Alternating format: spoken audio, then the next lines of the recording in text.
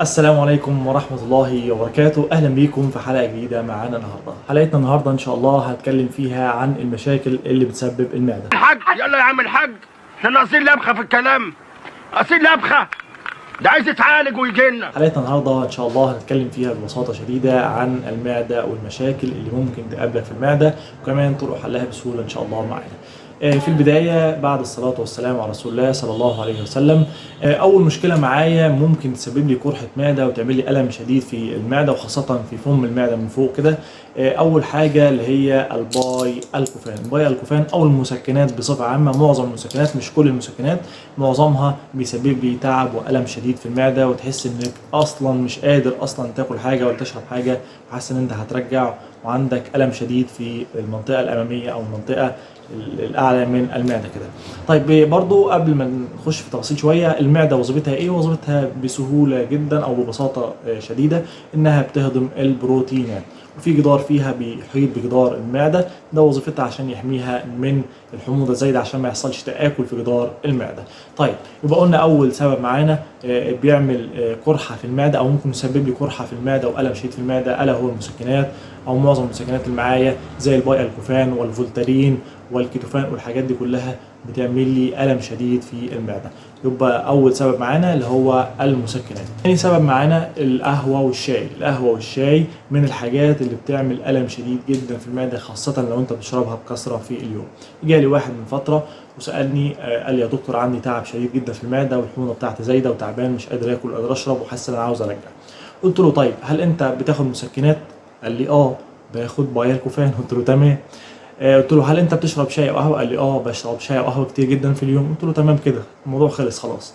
يبقى اذا لازم اشيل السبب اللي معايا عشان اعالج المشكله اللي معايا دي. لازم ازيل السبب رقم واحد قبل ما اخد العلاج، لازم اشوف سبب ايه واشيله معايا قبل العلاج. عرفنا اول سببين معايا المسكنات والشاي والقهوه. ثالث سبب معايا الا وهو الاسترس. الاسترس اللي هو القلق والتوتر الشديد برضه بيسبب لي مشكله كتيره جدا في المعده. بتلاقي الناس اللي عندهم توتر او عندهم عصبيه شديده بتلاقي اول حاجه بيتعبوا منها او بيشتكوا منها الا وهو الم المعده وزياده افراز حمض المعده اللي هو بنسميه HCl. طيب رابع سبب معايا البيبسي والشيبسي والحاجات دي كلها بتعمل لي زياده في افراز حمض المعده. الناس اللي بياكلوا شيبسي كتير، بياكلوا سبايسي كتير، بياكلوا مخللات كتير، كل الحاجات ديت لو انت بتعاني من مشكله في المعده لازم توقف الحاجات دي وتقلل منها بشكل كبير معايا عشان يقلل لي الحموضه بتاعه المعده.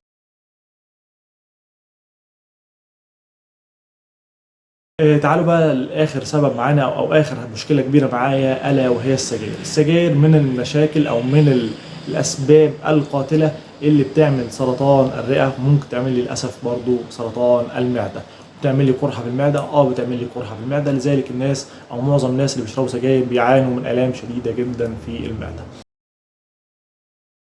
طيب عاوزين بقى نحل كل المشاكل دي كلها. لو انت زي ما قلت لك بتاخد حاجه من الحاجات اللي عدت ديت او بيحصل لك حاجه من الحاجات اللي احنا قلناها دي، لازم تشيل السبب رقم واحد. رقم اتنين معايا بستخدم علاج، يبقى العلاج ده رقم اتنين مش رقم واحد معايا. طيب لو انا عندي راجل عندي حموضه شديده وتعب شديد وحاسس بارتجاع هنا كده وعاوز اخد حاجه سريعه معايا عشان انا تعبان ومش قادر، ندي حاجه اسمها انتاسيد. انتاسيد يعني ايه؟ يعني حاجه بتعادل معايا حموضه المعده، بتعادل معايا HCl اللي هو المعده بتفرزه معايا. الحاجات السريعه معايا جدا والفعاله عشان بقى الحق نفسي بسرعه، لان عشان اخد حبوب واستنى الموضوع هيطول شويه، لا اخد حاجه سريعه.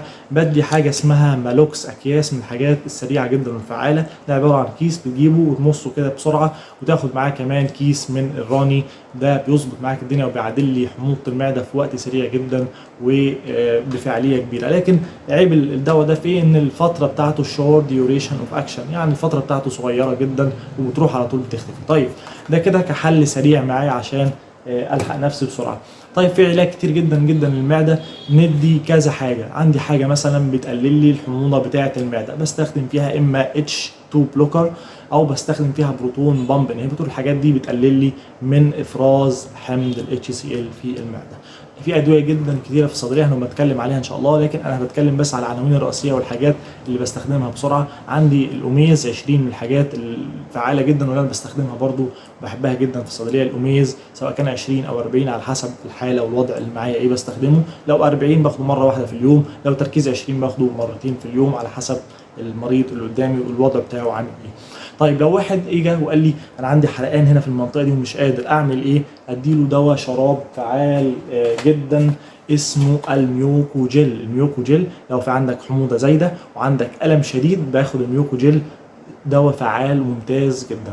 طيب لو واحد يجي وقال لي عندي حاجه اسمها او حاله مرضيه اسمها الجير. ايه الجير دي؟ عباره عن ارتجاع، يعني المعد او الحموضه بتاعه المعد او الاتش سي ال بتاع المعده بيطلع فوق كده ويطلع لي في القصبه الهوائيه، وتحس ان انت هنا صدرك ده مولع نار. اقول لك يا دكتور انا صدري مولع نار وعندي الم شديد في المعده وهموت مش قادر خالص. هتدي له ايه؟ هتدي له دواء شراب اللي هو جافيسكون شراب. جافيسكون شراب الادويه الفعاله جدا في حالات الجيرد اللي هو بنسميها ارتجاع حمض المعده ويطلع على القصبه الهوائيه ويطلع في زورك كمان وتحس بالم شديد. تاخد الكافيسكون ان شاء الله 3 مرات في اليوم، هيظبط معاك الدنيا باذن الله تعالى.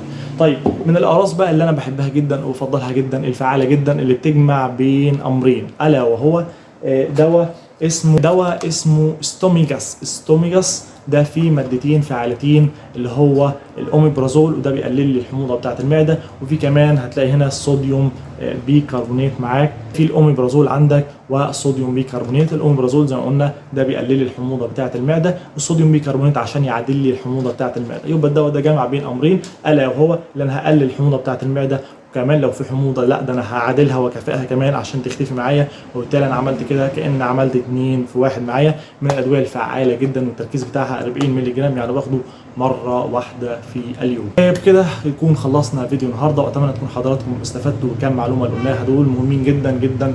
والاهم في ده كله قبل العلاج ان انت تشوف السبب بتاع المشكله ايه وتعالجه، لان انت لو شلت السبب خلاص الموضوع اصلا ممكن ما تحتاجش علاج بعد كده، خلاص مجرد بس حاجه وقتيه وخلاص على كده مش هتستمر عليه على طول. اما انت لو هتستمر على الحاجات اللي احنا قلناها ديت زي السجاير مثلا، زي الباقي الكوفان او اي مسكنات، وفي برضه بعض الادويه بتسبب زياده افراز حمض المعده وممكن تعمل لي قرحه، لذلك الادويه دي بناخدها بعد الاكل عشان يحصل لي كده بالكي، كان المعده في زحمه عندي في المعده، وبالتالي ما تاثرش معايا على جدار المعده وما تزودش الحموضه بتاعتها، لذلك باخده بعد الاكل. يبقى تاخد بالك من الحاجات دي كلها وتكون مركز وعندك ثقافه انت عشان تقدر تفيد الناس. وبكده نكون خلصنا فيديو النهارده، واتمنى يكون حضراتكم استفدتوا منه. نشوفكم ان شاء الله في الفيديو اللي جاي، والسلام عليكم ورحمه الله وبركاته.